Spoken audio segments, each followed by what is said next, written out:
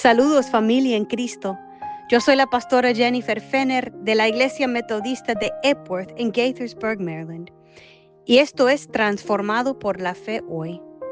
Estamos ya en el temporada de Cuaresma, dándole gracias a Dios por las reflexiones bíblicas de N.T. Wright y también por la oportunidad de tener como carne los textos bíblicos del Evangelio que habla del ministerio de Jesús.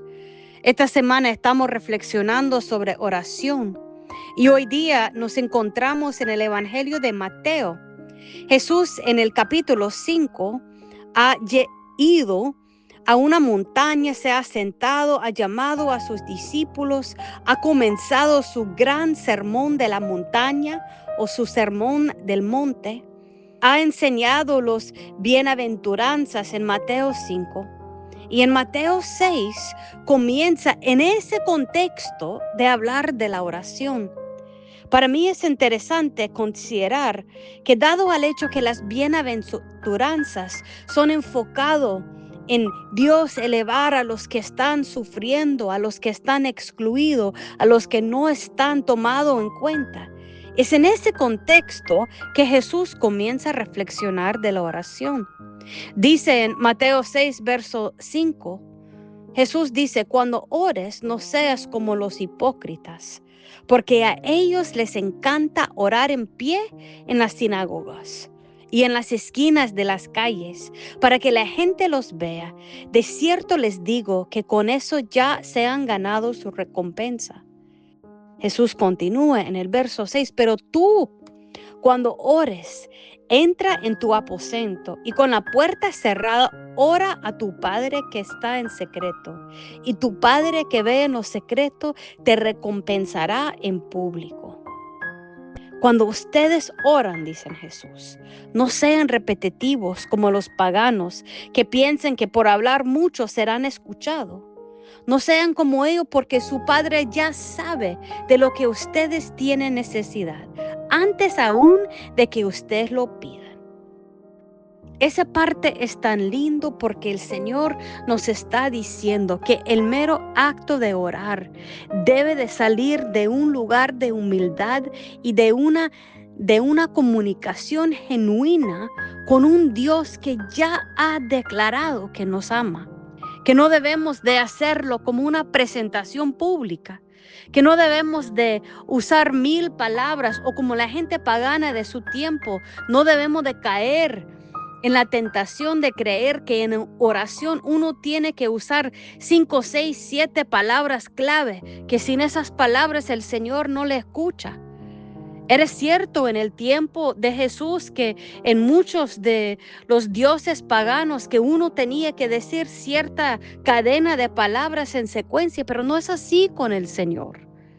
El Señor, Señor de los señores, el único Dios del universo, ese Dios quiere simplemente que de lo secreto, de lo privado, de lo íntimo de nuestros corazones, que haya un entender de nuestro deseo de estar en comunicación con Dios.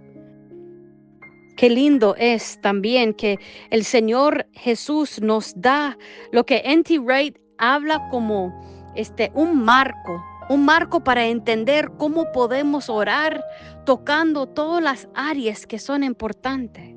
Primero comenzamos llamándole a nuestro Señor Padre, Padre celestial, Padre eterno, Padre nuestro, Padre que estás en los cielos. Estamos reconociendo del comienzo que nosotros somos amados de Dios, que Dios tiene una relación con nosotros, que Dios ya está activo en protegernos, en proveer por nosotros. Luego continuamos diciendo que tanto el reino, el orden del mundo de Dios, como su voluntad son cosas que debemos de importar. O sea, que debemos de tener vidas en búsqueda de la voluntad de Dios y acciones que contribuyen al reino de Dios. Como personas wesleyanas, metodistas, nosotros creemos que Dios nos ha dado la habilidad de participar con Él en construir el reino aún en la tierra como está en el cielo. Por supuesto, en el verso 11 de Mateo 6, el Señor remarca el hecho que cada día tiene sus necesidades y el Señor nos va a proveer el pan nuestro de cada día. Además, en el verso 12, el Señor comienza a hablar del perdón y es aquí donde el formato, el marco de oración se pone aún más específico, porque nosotros somos llamados a pedir perdón por nuestras deudas, de igual manera que nosotros perdonamos a nuestros deudores. O sea, que nuestra relación con Dios debe de tener un efecto en la manera que nosotros interactuamos con nuestros seres queridos. Las personas que nos han hecho daño, debemos de perdonarles porque el Señor hoy día nos ha perdonado. Y por supuesto pedimos que el Señor no permite que caemos en tentación, que nos da la libertad de escapar del mal, sabiendo que de Dios pertenece el reino, el poder, la gloria de todos los siglos. Lo interesante para mí es que después de dar todo ese formato, ese marco, ese ejemplo de oración, en el verso 14 de Mateo 6, Jesús dice otra vez: si ustedes perdonan a los otros sus ofensas, también su Padre Celestial los perdonará a ustedes. Pero si ustedes no perdonan a los otros sus ofensas, tampoco el Padre de ustedes les perdonará sus ofensas. Suena mucho del parábolo del siervo que no quiere perdonar después de haber tenido una deuda muy grande perdonado. Dios está enfatizando el perdón vinculado con la oración. ¿Será que nosotros, en estar en comunicación con Dios, en estar en la presencia de Dios, llegamos al punto de entender nuestra gran necesidad de perdón y de allí sale la fuerza que necesitamos para perdonar a los demás?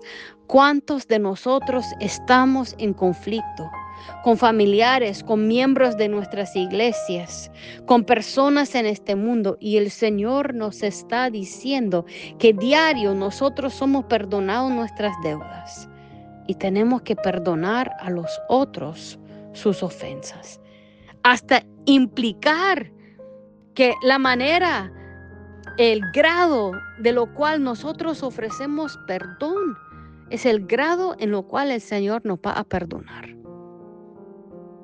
Hoy, en este día, yo te invito a estar en comunicación clara, sincera, abierta con un Dios que ya conoce tu nombre. Yo te invito que la oración de tu diario caminar sea lleno con un deseo de conectar el reino de Dios en el cielo con tus actos de crear el reino en la tierra. Y que tú entender de la necesidad del perdón, que eso motiva tu capacidad de perdonar a los demás. Gracias, Señor, por enseñarnos de oración en un contexto no de ser competitivo, no en un contexto de juzgar quién ore mejor o quién tiene mejor fe por la manera que ore. Gracias, Señor, por invitarnos a una comunión sincera con usted. Y gracias por recordarnos que la base de la conexión es el perdón.